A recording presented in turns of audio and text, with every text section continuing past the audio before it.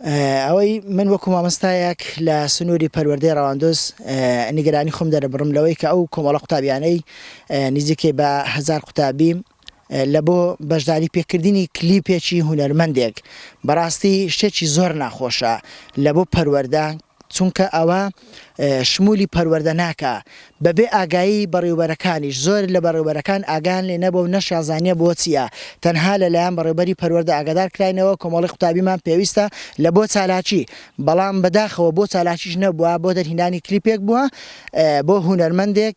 ئەوەش بەڕاستی لەوانەیە کێشەی کۆمەڵایەتی لێ بکەوێتەوە، لەوانەیە کۆمەڵە کەسانێک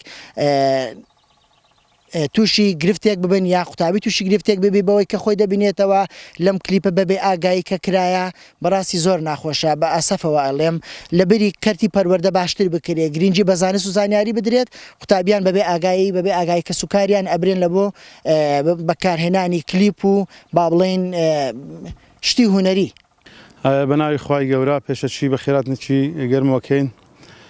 بەنسبەتە ئەو کلیپەی لە شاری ڕوانزێ ڕوویدا بەڕاستی کلیپەک بوو، یعنی ئەگە برێم زۆربەی خەڵکی شاری ڕوانزی دڵگران کرد و بەڕاستی کلیپەچی نەشیاویشە. دووەمین بەڕاستی یعنی پەروەردەکان ینی بەو شێوەی مەکتەبەکان پەک بخەن و بەبەر چاوی ئەو هەموودام و دەستگایی ینی مەکتەبەکان پەک بخەن و قوتابیەکانەوە ناو بازاڕی دابن بە زلشی کوردی لۆ کلیپەچی بەڕاستی ینی شتێکی زۆر سەیرە. ینی من پخۆم ینی بە سەراحەت بێم سەیرە ئەو شتە چۆن ئەکرێت دەستگایەکی حکومی مەقسەد پەک بخەی دەوامەکان مەقسەد برێ پشووی پێ بدەی لۆ کلیپەچی، ینی بە سەراحەت ئەوە کارێکی نەشیاوە و ئەمە وەکو بەرپرس ینی بەرپرسی کەرتی ڕوانزیە چێتی مامۆستایانی کوردستان بەڕاستی ئیدانە کردیە، وەزارەتی دیش ئیدانەیەکەین و پێشن کارێکی نەشیاوە و هیوادارین کە ئەو دام و دەستگانە بە خۆیان دابستنەوە شتی وازارەشی دووبارە نەکەنەوە. بەرێ هەندێکیان وەکو معلومات ینی کە زانیتن هەندە قوتابی ئاگادار نەبووینە بە ناوی سەفرە بردیتیان پاشان لەو لای سوڕاندیانەوەی تا ناو بازاری ڕوانزێ لەوێن دەرێ مەسە کلیپی پێ دەردەین.